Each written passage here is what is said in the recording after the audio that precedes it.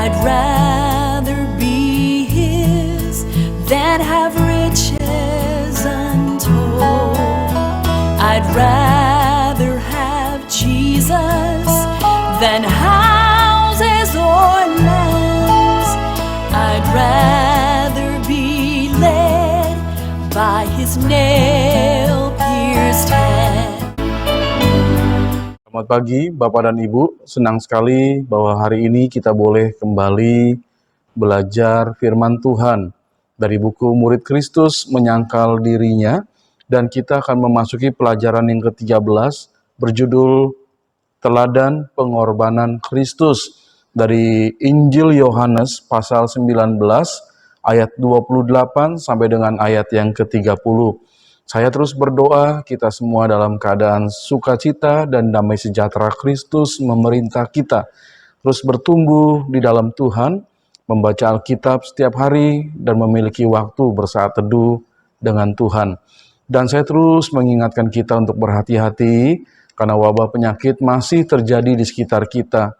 Kenakanlah masker saat Bapak dan Ibu keluar dari ruangan, bertemu dengan orang lain, jagalah jarak, dan sering membasuh tangan dengan air yang mengalir dan sabun supaya tetap bersih. Dan kita berdoa kita semua sehat, orang yang sakit dipulihkan Tuhan, dan wabah penyakit ini boleh segera berakhir. Baik, mari kita akan belajar bersama-sama tentang teladan pengorbanan Kristus dari Yohanes 19 ayat 28 sampai dengan ayat yang ke-30. Sebelumnya, mari kita berdoa terlebih dahulu. Bapa dalam sorga, terima kasih karena pagi ini kami boleh belajar firman Tuhan tentang teladan pengorbanan Kristus dari Yohanes pasal yang ke-19 ayat 28 sampai dengan ayat yang ke-30. Kami siap belajar firman Tuhan. Di dalam nama Tuhan Yesus kami sudah berdoa. Amin. Mari kita membuka Alkitab kita dan kita baca bersama-sama firman Tuhan ini. Yohanes 19 ayat 28 sampai dengan ayat yang ke-30. Mari, 1, 2, 3. Sesudah itu, karena Yesus tahu bahwa segala sesuatu telah selesai, berkatalah Ia, supaya genaplah yang ada tertulis dalam kitab suci. Aku haus. Di situ ada suatu bekas penuh anggur asam. Maka mereka mencucukkan bunga karang yang telah dicelupkan dalam anggur asam pada sebatang hisop, lalu mengunjukkannya ke mulut Yesus. Sesudah Yesus meminum anggur asam itu, berkatalah Ia, sudah selesai. Lalu Ia menundukkan kepalanya dan menyerahkan nyawanya. Bapak dan Ibu, kita mau belajar tentang pengorbanan Kristus. Pengorbanan. Pasti semua orang senang kalau ada orang yang mau berkorban untuk dirinya. Ketika ada seorang teman kita yang datang ke acara kita yang penting, padahal situasi saat itu sedang tidak baik, cuaca hujan turun dengan derasnya, dan teman kita itu hanya mempunyai sepeda motor yang dia kendarai di tengah-tengah hujan yang sangat deras, dan kondisi jalan sangat jelek, ya, karena perjalanan yang jauh, dan dia dengan letih tapi bisa sampai ke tempat kita. Itu pengorbanan dan kita pasti senang dengan orang yang seperti itu. Ada teman yang rela dia memberikan ginjalnya untuk menggantikan ginjal kita yang rusak. Setelah dokter mengadakan pemeriksaan, rupanya ginjal itu cocok dan dia mau berkorban bagi kita. Pada umumnya kita kan suka dengan orang-orang yang seperti itu. Dan bahkan kita tersanjung karena ada yang berkorban bagi kita. Bahkan orang itu rela untuk memberikan segala sesuatu yang penting, ya, di dirinya, ya, atau memberikan sesuatu yang berharga bagi kita. Itu namanya pengorbanan. Nah, kita begitu penting di mata Tuhan Yesus. Faktanya, Yesus rela berkorban. Yesus mau menyerahkan nyawanya bagi kita saat kita masih berdosa. Alkitab mengatakan dalam Roma 5 ayat 8 bahwa Allah sudah menunjukkan kasih-Nya kepada kita, mau menyerahkan Yesus Kristus untuk mati sekalipun kita masih berdosa. Kita belum memberikan bakti apapun kepada Tuhan, tapi Tuhan sudah menunjukkan kasih-Nya dengan mengorbankan Kristus bagi kita. Pada kesempatan ini kita akan belajar bersama-sama saat-saat Yesus menyerahkan nyawanya di kayu salib. Kita akan mempelajari ada 3 teladan pengorbanan Kristus bagi umat manusia. Dan biarlah pengorbanan Yesus ini membuat kita juga mau berkorban bagi Yesus dan juga bagi sesama. Mari kita akan belajar bersama-sama dan ada pertanyaan yang bisa kita renungkan bersama. Mengapakah Allah mengasihi kita sampai Yesus harus berkorban bagi kita? Karena kita tahu Alkitab mencatat Allah memiliki kasih yang begitu besar dan tidak pernah berubah kasih-Nya kepada kita. Dan Alkitab juga memberitahu bahwa kita adalah ciptaan yang dikasihi oleh Tuhan. Ya, lalu Yesus mau menyerahkan nyawanya bagi ciptaan yang paling dikasihinya, yaitu saya dan saudara, supaya kita tidak memperoleh kebinasaan, melainkan memperoleh hidup yang kekal. Itu alasan mengapa Allah mengasihi kita, sampai Yesus harus berkorban bagi kita. Kita berharga di matanya, kita bernilai, dan kita dikasihinya. Yang kedua, bagaimanakah tindakan kita dalam membalas kasih Yesus? Seperti Yesus mau berkorban bagi kita, maka kita juga menunjukkan pengorbanan bagi Dia dan juga bagi sesama. Kita mau memberikan yang terbaik bagi Tuhan untuk kemuliaan Tuhan, seperti yang dinyatakan dalam Alkitab. Keteladanan yang pertama yang Kristus tunjukkan, keteladanan itu sesuai dengan kehendak Allah. Yohanes 19 ayat 28. Yesus haus, kata ayat ini. Tentunya hal ini menunjukkan kemanusiaan Kristus ketika Dia di kayu salib. Dan tidak heran kalau Kristus itu haus. Dia sudah kehilangan banyak darah. Dia terpapar panasnya sinar matahari selama 6 jam, dari jam 9 dia disalibkan sampai jam 3 petang. Dan dehidrasi karena keringat mengucur dengan derasnya. Ketika dia harus menahan kesakitan, dia harus kepanasan, keringatnya mengucur dan dia kehausan. Kehausan itu menunjukkan bahwa Yesus menanggung segala sesuatunya sebagai manusia. Kemanusiaan Yesus sangat penting. Kenapa? Karena persembahan kurban penebus dosa harus dilakukan dan harus manusia yang dikurbankan. Karena manusialah yang berdosa. Pada saat yang sama, Yesus haruslah manusia tanpa dosa, ya, supaya dia bisa menjadi wakil di hadapan Allah yang kudus untuk menebus manusia yang berdosa tersebut. Ya, jadi jelas bahwa Yesus menanggung segala penderitaan itu dan itu sesuai dengan kehendak Allah. Yohanes 19 ayat 28 dimulai dengan frase sesudah itu. Kita bertanya, sesudah apa? Kalimat berikutnya, bahwa segala sesuatu telah selesai. Jadi kalau kita sambung menjadi sesudah segala sesuatu telah selesai. Nah, Yesus tahu bahwa segala sesuatu yang telah selesai dilaksanakan sesuai dengan nubuat yang dikatakan para nabi. Sekitar 700 tahun sebelum peristiwa ini terjadi, sudah ada banyak nubuatan tentang Yesus, tentang kehausan Yesus. Kita dapat membacanya di Mazmur 22 ayat 16 dan Mazmur 69 ayat 22. Nubuat tentang Mesias yang akan mengatakan, aku haus.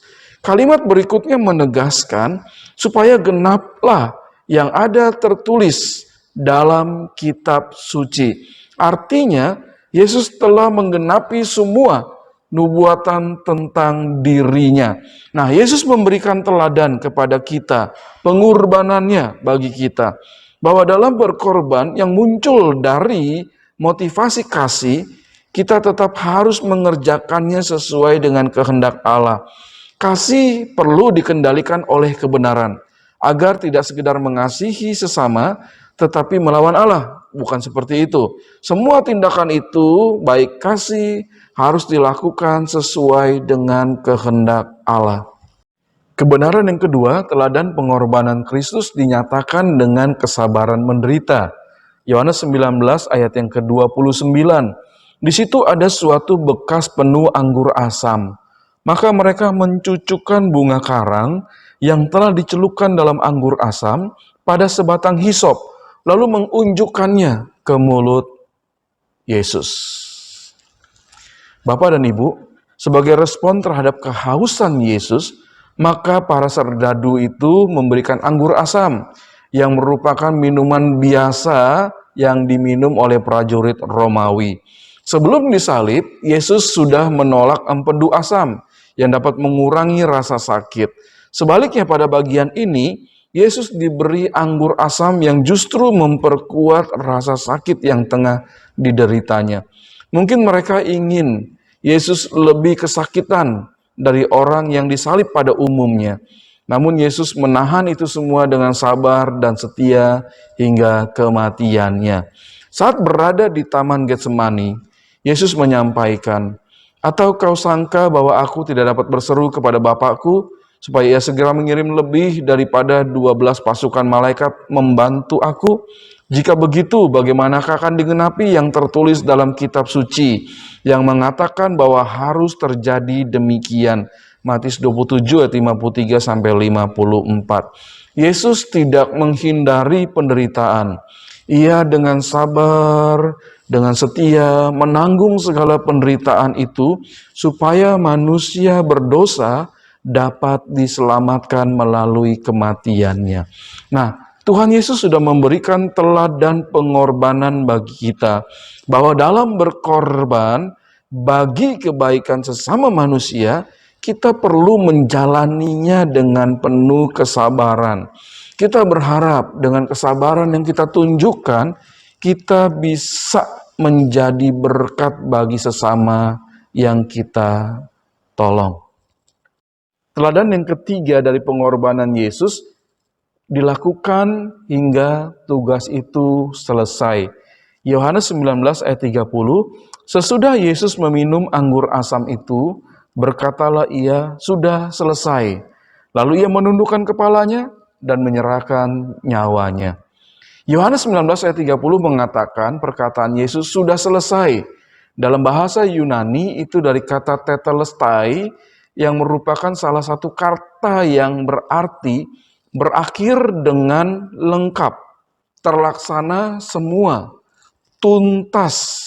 Pada masa itu, tetelestai dapat digunakan dalam berbagai arti. Misalnya, seorang budak menggunakannya untuk menyampaikan kepada tuannya, "Aku telah menyelesaikan tugas yang diperintahkan kepadaku. Aku telah tetelestai."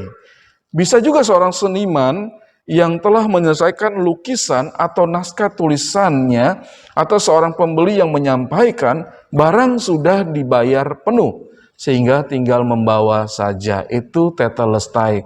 Sudah selesai, tugas sudah genap, semuanya sudah beres. Jika dikenakan pada peristiwa di Golgota ini, maka kalimat Yesus ini sesungguhnya memiliki beberapa arti. Pertama, kalimat ini berarti bahwa Yesus telah menyelesaikan semua tugas dan tujuan keberadaannya di dunia ini, yaitu untuk mati di salib menggantikan tempat manusia berdosa. Kedua, Yesus telah menggenapi nubuat para nabi berkenaan dengan kelahiran, kehidupan, dan kematiannya sebagai Mesias.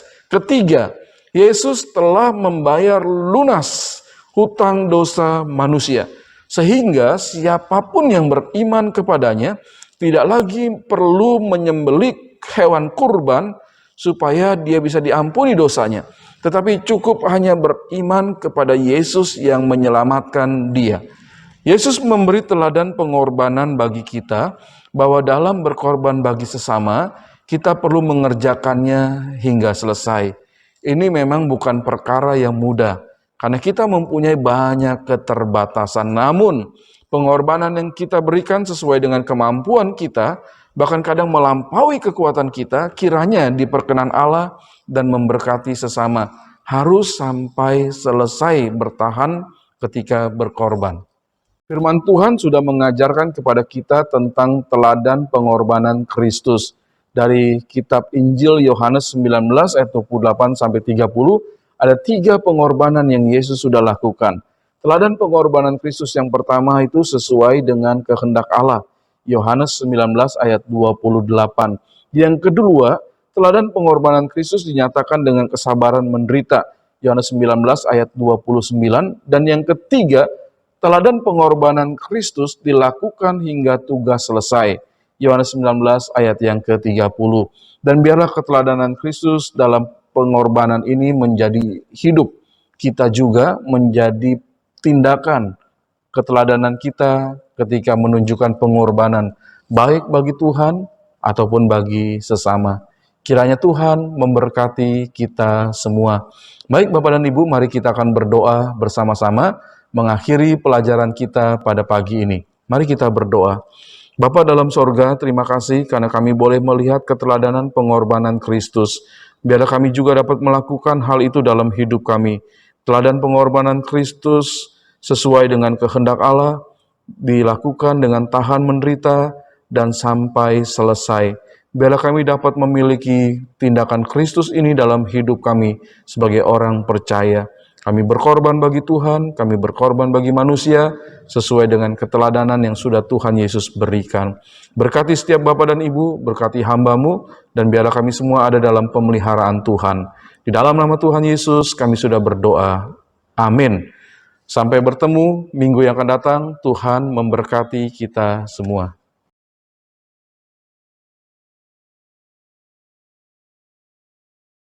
Than to be the king of the vast domain, or be held in sin's dread sway. I'd rather have Jesus than anything this world affords today.